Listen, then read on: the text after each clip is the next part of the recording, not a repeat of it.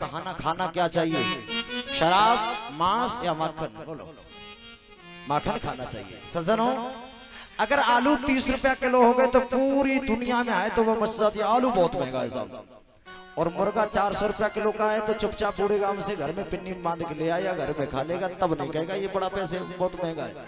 बोलो, सो ये कहते हैं कैसा भगवान था जो गोपियों के घर से मक्खन चुराया। मैं उन विधर्मियों से कहना चाहता हूं, एक बात बताओ, भगवान कृष्ण भगवान है कि नहीं? बोलो, ब्रह्म है कि नहीं?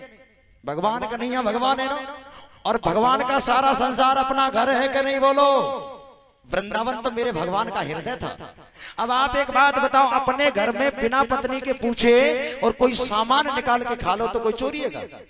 बोलो, तो सारा संसार, सारा वृंदावन भगवान का घर था और उन्होंने मक्खन भी चुराया तो कोई गलती कर दी क्या? उन गोपियों को ये संदेश दे दिया, गोपियों, वृंदावन से मथुरा के लिए कोई मक्खन बेचने नहीं जाएगी, कोई मक्खन बेचने नहीं जाएगी। सब गोपियों को ये संदेश दे दिया।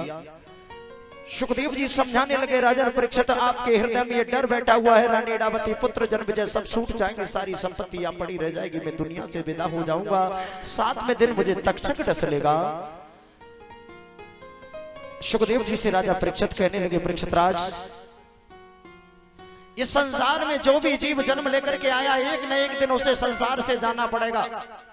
हम जन्म लेकर के आए, हमें ये वहम हो गया कि पत्नी हमारी है, हमें ये वहम हो गया कि बच्चे हमारे, हमें ये वहम हो गया ये संपत्ति हमारी है। याद रखना भैया, जब तुम दुनिया से जाओगे तो चवन्नी भी साथ नहीं जाएगी, चवन्नी साथ जाएगी। अगर ये साथ भी जाती तो कफन इतने टेलरों के पास पड़े होते कि लोगों को जलने का नंबर भी नहीं आता। पहले कफन में जेब डलवाते, बड़ी बड़ी जेब डलवाते पैसे वाले लोग, खूब पैसा लेके जाए। जब दुनिया से जाएंगे, जिस पत्नी को तुमने अपना कहा ये पत्नी हमारी है, वो दरवाजे पर छोड़ देगी। जिन भाई बंधुओं को तुमने अपना कहा वो भाई बंधु सिर्फ तुम्हारे साथ शमशान तक जाएंगे, और जिस संपत्ति को तुमने कमाया उससे कफन आएगा। और जिस बेटे को तुमने अपना कहा जब तुम दुनिया से जाओगे तो बेटा तुम्हारे में आग लगा देगा, तुम दुनिया से चले जाओगे। बोलो, क्या है हमारा? ये याद रखना, कभी ये मत सोचो कि पत्नी हमारी है, हमारी नहीं है, हमारे लिए है। जब तक हम जिंदे तब तक हमारे लिए है। जैसे एक बात और मैं आपको बताऊं, कोई व्यक्ति रोडवेज में जा रहा है और वो कंडक्टर आवाज लगा रहा है, भैया, तो कंडक्टर से क्या कह रहा है, भैया ये गाड़ी हमारे लिए है। तो कंडक्टर बड़ा प्यारा जवाब देगा, हाँ हाँ भैया तुम्हारे लिए तो रोड पर चली रही है। और तुम उससे ये कहो कि भैया ये गाड़ी हमारी है, तो जवाब क्या देगा, तुम्हारी है या सरकार की गाड़ी है? बोलो, तो सज्जनों याद रखना, पत्नी, बच्चे, संपत्ति ये सब हमारे लिए है, परंतु हमारी नहीं है। सिर्फ ये हमारे लिए, हमारी नहीं है। हमारा ये वहम है, अगर हम सोचते हैं कि ये हमारे लिए है, हमारी है, तो हमारी नहीं है। अगर हमारी होती तो हमें छोड़ करके पत्नी जा रही होती क्या?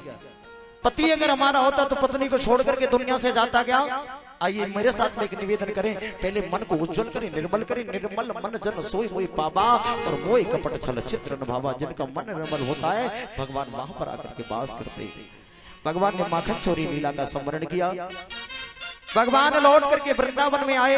सुखदेव जी समझाने लगे, राजा परीक्षित इधर देखा, भगवान रोजाना गाय चराने जाते हैं, नित्य प्रति भगवान का गाय चराने का काम है। एक मैं निवेदन करूं, ये बताओ हमें गाय पालनी चाहिए या भैंस पालनी चाहिए? गाय पालनी चाहिए, लेकिन लोगों में थोड़ा सुधार हुआ। पहले गाय पालते थे तो हम सबको गोपाल कहा जाता था, फिर उसके बाद में गाय बंद हो गई तो भैंस पाल बन गए, भैंसे पालने लगे, ये भी ठीक है। और उसके बाद में और करेक्शन हुआ तो डॉग पाल बन गए, कुत्ते पालने लगे।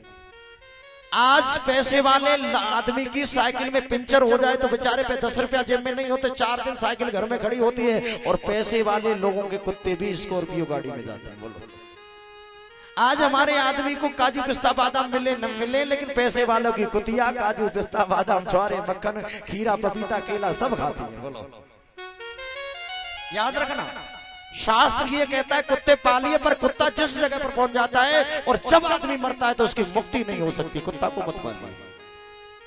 बोलो, हम लोग क्या करते हैं, कुत्ता पालते हैं। कुत्ता एक पवित्र चीज है सज्जनों। कुत्ता पाला और कुत्ते ने जो वस्तु सूंघ ली और उसको आपने खाया तो आप दूषित हो जाओगे, आपको कोई शुद्ध करने वाला नहीं है। आज गाय के लिए कहते हैं साफ जगह ही नहीं है, गाय कैसे पाले? और कुत्ता उस बेड पर पड़ा रहेगा, सारे दिन बेड को तोड़ता है कुत्ता। याद रखना सज्जनों, भगवान को गोपाल कहा जाता है। भगवान ने कभी कुत्ता नहीं पाला। बोलो उस समय कुत्तों की कमी थी क्या, या भगवान के पास पैसे की कमी थी? क्या पाला भगवान ने? गाय पाली, क्योंकि 33 कोटि देवी देवताओं का अगर दर्शन करना होगा तो तुम्हें गाय को पालना होगा। गाय के अंदर 33 कोटि देवी देवताओं का दर्शन होगा। एक और निवेदन करूं मैं आप सभी से, कितने भक्त ऐसे हैं जो गाय को लोवा खिलाते हैं, गाय को लोई खिलाते हैं, आटा खिलाते हैं? ईमानदारी से हाथ खड़ा कर दो। खिलाते हैं ना? हाथ ऊंचे करो। यानी 5% लोग ऐसे हैं जो गाय को लोवा खिलाते हैं। अच्छा एक बात बताओ, आपके लिए मैं निमंत्रण दूं कि आपका मेरे यहाँ भोजन है और आपको एक रोटी खिला के कह दो भैया राधे राधे जाओ अपने घर, तो क्या कहोगे? जब तेरे पास व्यवस्था नहीं थी तो बुलाया क्यों इतने लोगों को? यही कहोगे ना? अच्छा एक बात बताओ, गाय को तुमने एक लोवा खिलाया तो बोलो गाय का पेट भर गया क्या? नहीं भरा ना? और नहीं भरा और तुम्हारे मन में ये हो गया कि मैंने बहुत बड़ा पुण्य कर लिया। याद रखना मेरे भाई बहन, पुण्य तो तब होगा, गाय को भी खिलाते हो तो पेट भर के खिलाओ, चाहे साल में एक ही बार खिलाओ, परंतु पेट भर के खिलाओ। याद रखना। देखिए गाय को रोजाना लोबा खिलाते हो ना, उस आटे को अपने घर बचा के रखते जाओ, बचा के रख लो। और एक दिन उस कपिला गाय जो निराश्रित गाय है, जिसका कोई आशियाना नहीं है, उसके पास में भूसा लेके जाओ।